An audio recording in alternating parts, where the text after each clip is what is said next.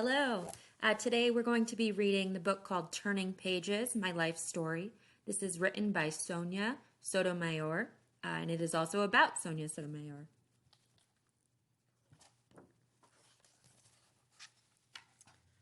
My story is a story about books, of poems and comics, of law and mystery, of science and science fiction, written both in Spanish and in English.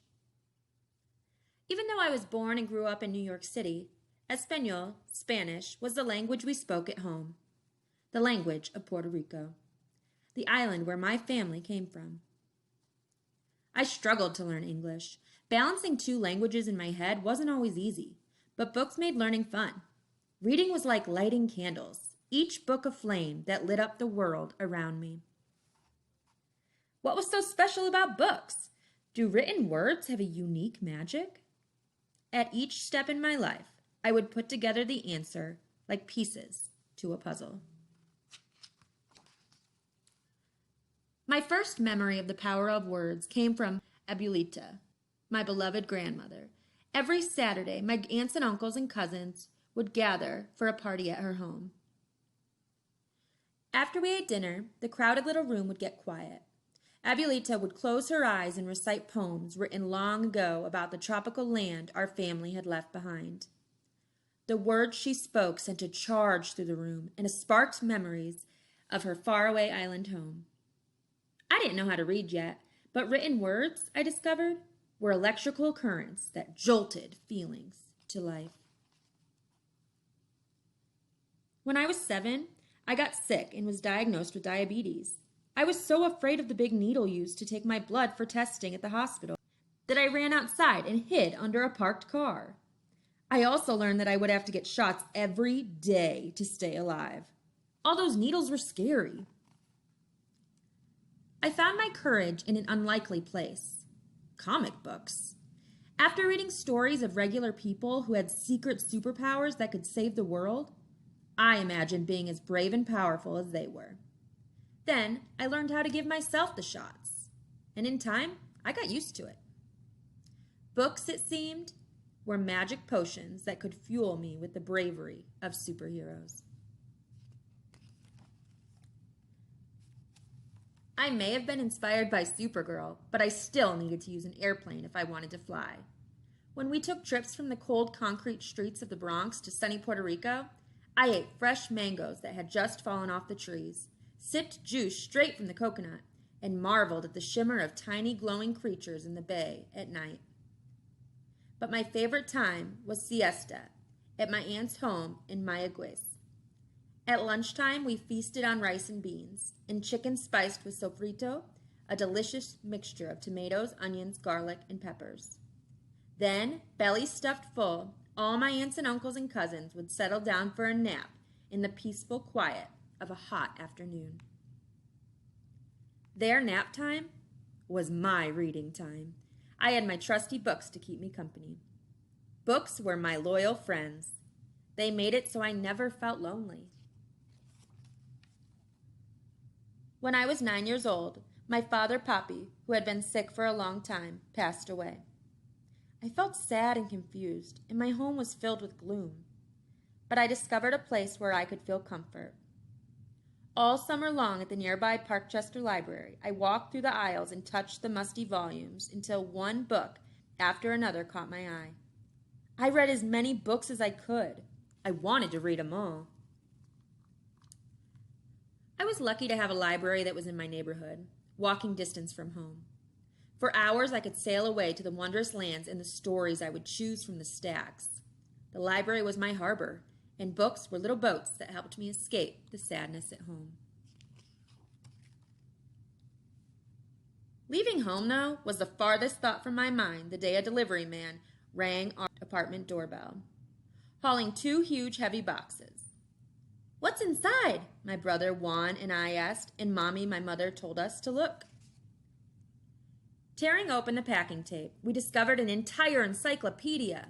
There were 24 massive books, each unveiling secrets about the world, from the tiniest atoms to the tallest mountains, from the hottest deserts to the frozen tundra.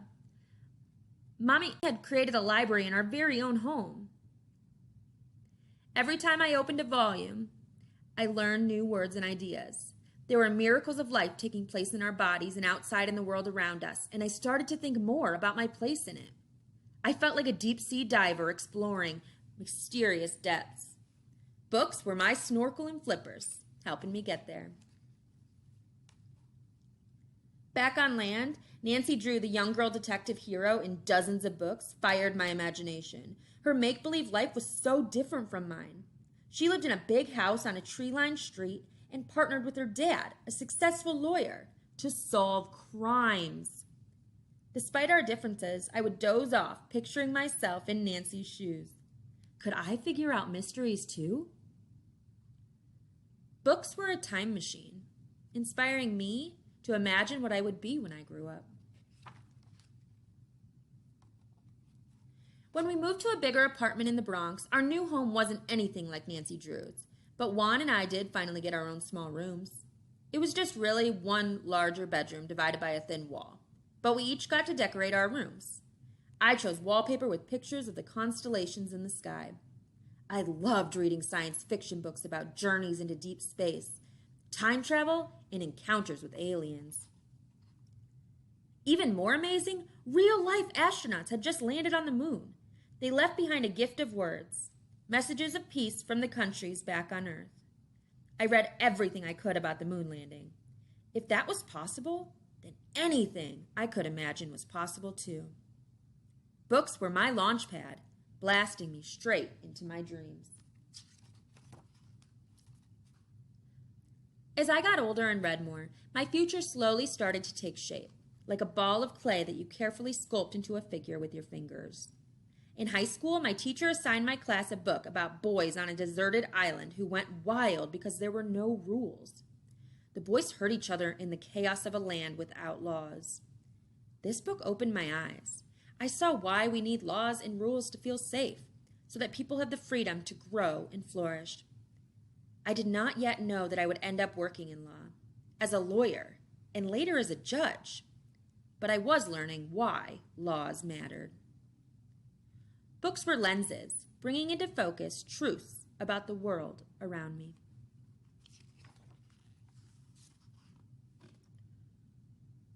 The Bible, a special book we studied at my Catholic high school, taught me lessons about how to treat my neighbors. In one story, Jesus was approached by a crowd ready to punish a woman who had done wrong. Instead, Jesus challenged them, saying, "He that is without sin among you, let him first cast a stone at her." His calm, powerful words made people think. Slowly and silently, the people let her be and went home. I learned that we shouldn't be so quick to judge people who do the wrong things. Sometimes we make mistakes that can hurt someone else, but that doesn't make us bad people. It might just mean we have to say we're sorry, put things right, and try harder. Books were teachers, helping me sort out right from wrong. When I started college at Princeton University, the tree-lined paths and old stone buildings looked very different from my neighborhood in the Bronx. I was excited to be there, but I was homesick, and sometimes I felt like I was drowning in everything I didn't know. I quickly discovered the massive Firestone Library, where I could find books on everything. It was so much bigger than my neighborhood library. I would study for hours to catch up. I even improved my writing using grammar books. Books became my life preserver, keeping my head above water.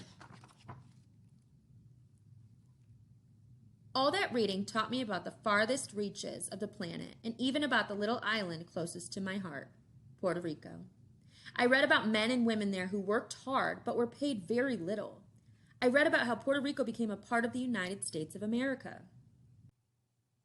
Just like in the books, my grandfather worked in a cigar factory and got sick from the dust, and my aunt spent long days stitching handkerchiefs. Like many of the Puerto Ricans who came to New York, Mommy had a hard life. She studied for many years to become a nurse and was able to scrimp and save so that her kids, Juan and I, would have a brighter future. Reading had long taught me about the world outside, but now I was seeing in books a reflection of the lives led by my own family. Books were mirrors of my very own universe. When I became a lawyer, I used cases in law books to convince judges that people on trial were innocent or guilty, how they had done right and where they had gone wrong. Just as my own family story was mirrored in history books about Puerto Rico, I saw that law books reflected real-life stories of people who got into trouble but still needed to be treated fairly in court. Law books were maps to guide us to justice. Justice means treating people fairly under the law. It's also the name of what I am now, Associate Justice of the Supreme Court of the United States. As a justice, I study the most important words in American law, the founding document of our government, the Constitution of the United States, and decide which laws agree with it. Every day, I borrow from the lessons of law books of the past and write decisions and opinions that will be bound into the law books of the future. Books are keys that unlock the wisdom of yesterday and open the door to tomorrow. Flame, electricity, magic potion, friend, boat, snorkel, time machine, launch pad, lens, teacher, life preserver, mirror, map, key. The written word has been all these things to me and more for as long as I can remember. Like flagstones on a path, every book I ever read took me the next step I needed to go in school and in life, even if I didn't know exactly where the trail would lead. Piece by piece, my puzzle came together. Where will your journey lead you?